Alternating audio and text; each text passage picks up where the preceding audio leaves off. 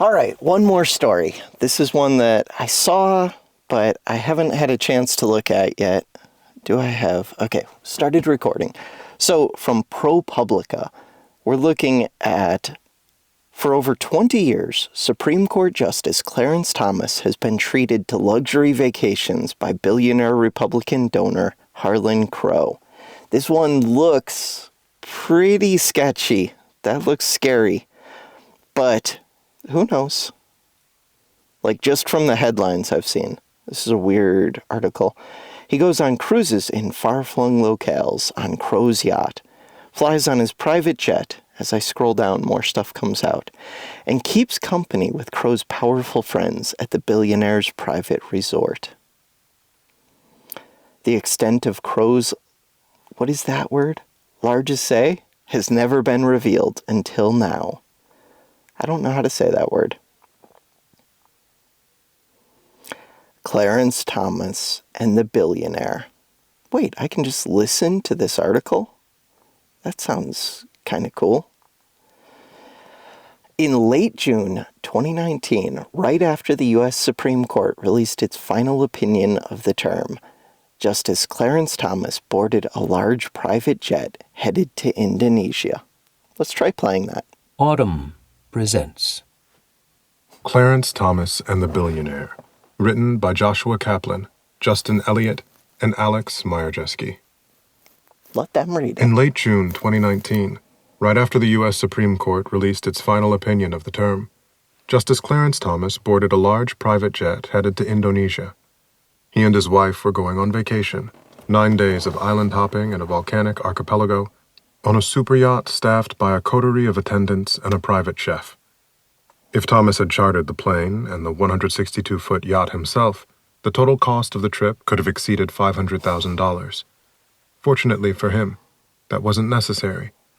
He was on vacation with real estate. Pausing really quick. Okay, a $500,000 vacation is pretty insane. Yeah, that's crazy. $500,000? Okay. Magnate and Republican megadonor Harlan Crow, who owned the jet, and the yacht, too. For more than 2 decades, Thomas has accepted luxury trips virtually every year from the Dallas businessman without disclosing them, documents and interviews show. A public servant who has a salary of $285,000, he has vacationed on Crow's super yacht around the globe. He flies on Crow's Bombardier Global 5000 jet. He has gone with Crow to the Bohemian Grove, the exclusive California all-male retreat, and to Crow's sprawling ranch in East Texas. And Thomas typically spends about a week every summer at Crow's private resort in the Adirondacks. The extent and frequency of Crow's apparent... Damn, so I'm trying to think about this. So, the issue in my mind immediately is, of course, this is a little bit absurd.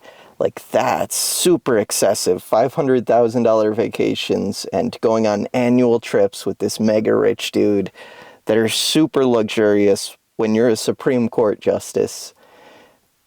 But, like, you're also a powerful person with powerful friends and rich and influential friends.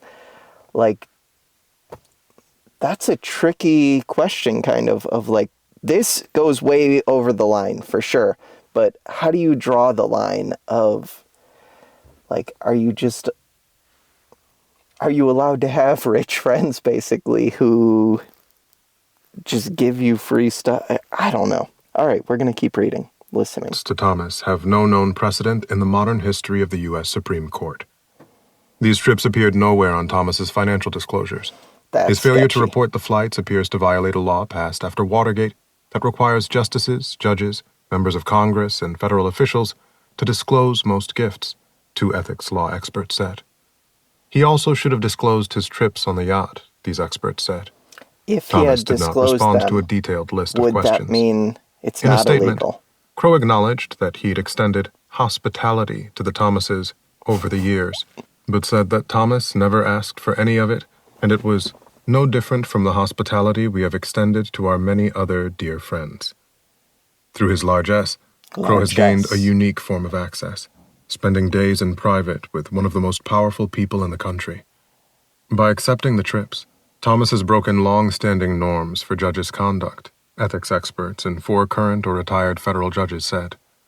"It's incomprehensible to me that someone would do this," said Nancy Gertner, a retired federal judge appointed by President Bill Clinton. When she was on the bench, Gertner said, she was so cautious about appearances that she wouldn't mention her title when making dinner reservations. It was a question of not wanting to use the office for anything other than what it was intended. Virginia Cantor, a former government ethics lawyer who served in administrations of both parties, said Thomas seems to have completely disregarded his higher ethical obligations. When a justice's lifestyle is being subsidized by the rich and famous, it absolutely corrodes public trust, said Cantor, now at the watchdog group, Crew. Quite frankly, it makes my heart sink. ProPublica uncovered the details of Thomas's travel by drawing from flight records, internal documents distributed to Crow's employees, and interviews with dozens of people ranging from his superyacht staff to members of the secretive Bohemian Club to an Indonesian scuba diving instructor. Federal judges sit in a unique position of public trust. They have lifetime tenure, a privilege intended to insulate them from the pressures and potential corruption of politics. A code of conduct for federal judges below the Supreme Court requires them to avoid even the appearance of impropriety. Members of the High Court, Chief Justice John Roberts has written, consult that code for guidance. The Supreme Court is left almost entirely to police itself. There are few restrictions on what gifts justices can accept. That's in contrast to the other branches of government. Members of Congress are generally prohibited from taking gifts worth $50 or more, and would need pre-approval from an ethics committee to take many of the trips Thomas has accepted from Crow. Thomas's approach to ethics has already attracted public attention. Last year, Thomas didn't recuse himself from cases that touched on the involvement of his wife, Ginni, in efforts to overturn the 2020 presidential election. While his decision generated outcry, it could not be appealed. Crow met Thomas after he became a justice. The pair have become genuine friends, according to people who know both men. Over the years, some details of Crow's relationship with the Thomases have emerged. In 2011, the New York Times reported on Crow's generosity toward the justice. That same year, Politico revealed that Crow had given $500,000 to a Tea Party group founded by Ginni Thomas, which also paid her a $120,000 salary. But the full scale of Crow's benefactions has never been revealed. Long an influential figure in pro-business conservative politics, Crow has spent millions on ideological efforts to shape the law and the judiciary. Crow and his firm have not had a case before the Supreme Court since Thomas joined it, though the court periodically hears major cases that directly impact the real estate industry. The details of his discussions with Thomas over the years remain unknown, and it is unclear if Crow has had any influence on the justice's views. In his statement, Crow said that he and his wife have never discussed a pending or lower court case with Thomas. "We have never sought to influence Justice Thomas on any legal or political issue," he added. In Thomas's public appearances over the years, he has presented himself as an everyman with modest tastes. "I don't have any problem with going to Europe, but I prefer the United States, and I prefer seeing the regular parts of the United States," Thomas said in a recent interview for a documentary about his life, which Crow helped finance. "I prefer the RV parks. I prefer the Walmart parking lots to the beaches and things like that. There's something normal to me about it," Thomas said. "I come from regular stock, and I prefer that. I prefer being around that." You don't need to worry about this. It's all covered. Crow's private lakeside resort, Camp Topridge, sits in a remote corner of the Adirondacks in upstate New York. Closed off from the public by ornate wooden gates, the 105-acre property, once the summer retreat of the same heiress who built Mar-a-Lago, features an artificial waterfall and a great hall where Crow's guests are served meals prepared by private chefs. Inside, there's clear evidence of Crow and Thomas's relationship. A painting of the two men at the resort, sitting outdoors, smoking cigars alongside conservative political operatives. A statue of a Native American man, arms outstretched, stands at the center of the image, which is photographic in its clarity. "The painting captures a scene from around 5 years ago," said Sharif Terabeh, the artist who was commissioned by Crow to paint it. Thomas has been vacationing at Topridge virtually every summer for more than 2 decades, according to interviews with more than a dozen visitors and former resort staff, as well as records obtained by ProPublica. He has fished with a guide hired by Crow and danced at concerts put on by musicians Crow brought in. Thomas has slept at perhaps the resort's most elegant accommodation, an opulent lodge overhanging Upper St. Regis Lake. The mountainous area draws billionaires from across the globe. Rooms at a nearby hotel built by the Rockefellers start at $2,250 a night. Crow's invitation-only resort is even more exclusive. Guests stay for free, enjoying Topridge's more than 25 fireplaces, 3 boathouses, clay tennis court and batting cage, along with more eccentric features. A life-size replica of the Harry Potter character Hagrid's hut, bronze statues of gnomes, and a 1950s-style soda fountain where Crow's staff fixes milkshakes.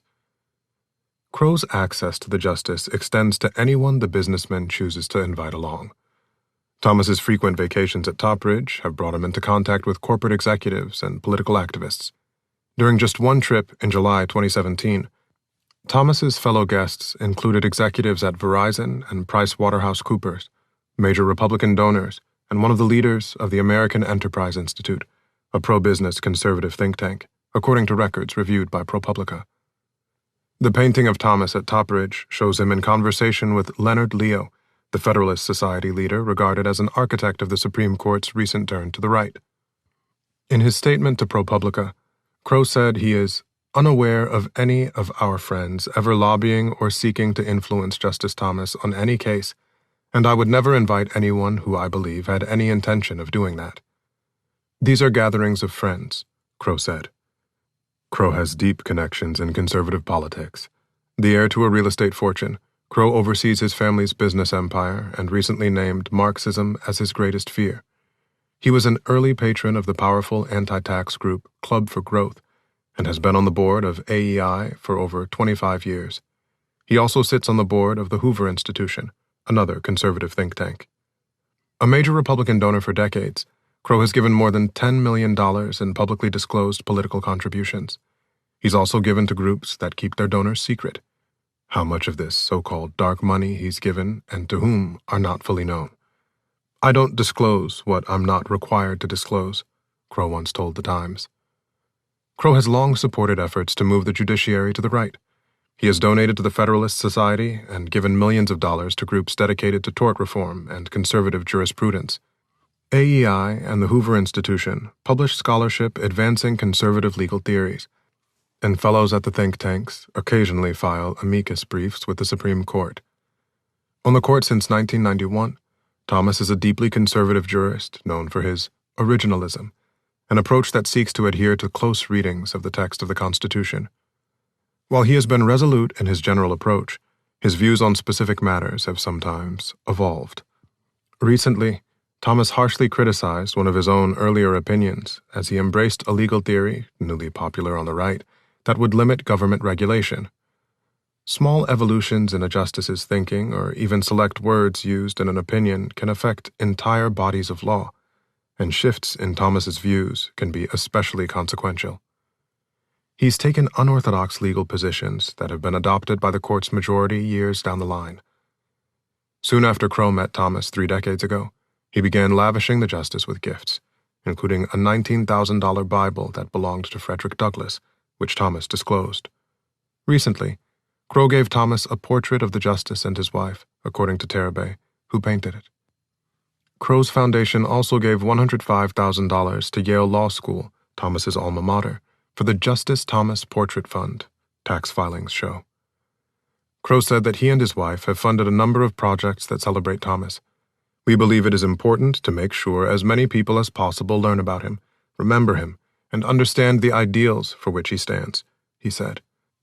To trace Thomas's trips around the world on Crow's super yacht, ProPublica spoke to more than 15 former yacht workers and tour guides and obtained records documenting the ship's travels.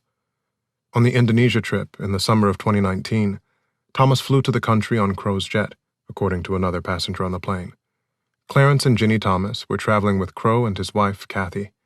Crow's yacht, the Michaela Rose, decked out with motorboats and a giant inflatable rubber duck, met the travelers at a fishing town on the island of Flores. Touring the Lesser Sunda Islands, the group made stops at Komodo National Park, home of the eponymous reptiles, at the volcanic lakes of Mount Kalimutu, and at Pantai Meko, a spit of pristine beach accessible only by boat. Another guest was Mark Paoletta, a friend of the Thomases, then serving as the general counsel of the Office of Management and Budget in the administration of President Donald Trump. Paoletta was bound by executive branch ethics rules at the time and told ProPublica that he discussed the trip with an ethics lawyer at his agency before accepting the Crow's invitation. Based on that counsel's advice, I reimbursed Harlan for the costs, Paoletta said in an email. He did not respond to a question about how much he paid Crow. Paoletta has long been a pugnacious defender of Thomas and recently testified before Congress against strengthening judicial ethics rules. "There is nothing wrong with ethics or recusals at the Supreme Court," he said, adding, "To support any reform legislation right now would be to validate these vicious political attacks on the Supreme Court," referring to criticism of Thomas and his wife. The Indonesia vacation wasn't Thomas's first time on the Michaela Rose. He went on a river day trip around Savannah, Georgia, and an extended cruise in New Zealand roughly a decade ago. As a token of his appreciation, he gave one yacht worker a copy of his memoir. Thomas signed the book, "Thank you so much for all your hard work on our New Zealand adventure." Crow's policy was that guests didn't pay, former Michaela Rose staff said. "You don't need to worry about this. It's all covered," one recalled the guests being told. There's evidence Thomas has taken even more trips on the super yacht. Crow often gave his guests custom polo shirts commemorating their vacations, according to staff. ProPublica found photographs of Thomas wearing at least 2 of those shirts. In one, he wears a blue polo shirt embroidered with the Michaela Rose's logo and the words March 2007 and Greek Islands. Thomas didn't report any of the trips ProPublica identified on his annual financial disclosures. Ethics experts said the law clearly requires disclosure for private jet flights, and Thomas appears to have violated it. Justices are generally required to publicly report all gifts worth more than $415, defined as anything of value that isn't fully reimbursed. There are exceptions. If someone hosts a justice at their own property, free food and lodging don't have to be disclosed. That would exempt dinner at a friend's house. The exemption never applied to transportation, such as private jet flights, experts said. A fact that was made explicit in recently updated filing instructions for the judiciary. 2 ethics law experts told ProPublica that Thomas's yacht cruises, a form of transportation, also require disclosure. If Justice Thomas received free travel on private planes and yachts, failure to report the gifts is a violation of the disclosure law, said Kedrick Payne, Senior Director for Ethics at the nonprofit government watchdog Campaign Legal Center. Thomas himself once reported receiving a private jet trip from Crow on his disclosure for 1997. The experts said Thomas's stays at Topridge may have required disclosure too, in part because Crow owns it not personally but through a company. Until recently, the judiciary's ethics guidance didn't explicitly address the ownership issue. The recent update to the filing instructions clarifies that disclosure is required for such stays. How many times Thomas failed to disclose trips remains unclear. Flight records from the Federal Aviation Administration and FlightAware suggest he makes regular use of Crow's plane. The jet often follows a pattern, from its home base in Dallas to Washington Dulles Airport for a brief stop, then on to a destination Thomas is visiting, and back again. ProPublica identified 5 such trips in addition to the Indonesia vacation. On July 7th last year, Crow's jet made a 40-minute stop at Dulles and then flew to a small airport near Topridge, returning to Dulles 6 days later. Thomas was at the resort that week for his regular summer visit, according to a person who was there. Twice in recent years, the jet has followed the pattern when Thomas appeared at Crow's properties in Dallas. Once for the January 4, 2018 swearing-in of Fifth Circuit Judge James Ho at Crow's private library, and again for a conservative think tank conference Crow hosted last May. Thomas has even used the plane for a 3-hour trip. On February 11, 2016, the plane flew from Dallas to Dulles to New Haven, Connecticut, before flying back later that afternoon. ProPublica confirmed that Thomas was on the jet through Supreme Court security records obtained by the nonprofit Fix the Court, private jet data, a New Haven plane spotter, and another person at the airport. There are no reports of Thomas making a public appearance that day, and the purpose of the trip remains unclear. Jet charter companies told ProPublica that renting an equivalent plane for the New Haven trip could cost around $70,000. On the weekend of October 16, 2021, Crow's jet repeated the pattern. That weekend, Thomas and Crow traveled to a Catholic cemetery in a bucolic suburb of New York City. They were there for the unveiling of a bronze statue of the justice's beloved 8th-grade teacher, a nun, according to Catholic Cemetery magazine. As Thomas spoke from a lectern, the monument towered over him, standing 7 feet tall and weighing 1,800 pounds, its granite base inscribed with words his teacher once told him. Thomas told the nuns assembled before him, "This extraordinary statue is dedicated to you, sisters." He also thanked the donors who paid for the statue, Harlan and Kathy Crow. Damn. If you enjoyed this production, How do I find the pause? best long-form articles read aloud in the Autumn app. That's kind of cool that it reads it for you. So yeah, that's even worse than I was expecting, kind of. Oh yeah, I should turn off. Okay, screen recording turns off automatically, it looks like, when I shut the iPad cover. Yeah, that all sounds super sketchy, pretty scary. I'll be interested to see if there's any result from that. Who knows? That's kind of crazy. Why is my focus like all screwed up? Who knows? Who knows? Yeah. See if anything comes from the Supreme Court thing. That's kind of insane to me. I guess that does it for me for today. Thanks for watching. Have a great day.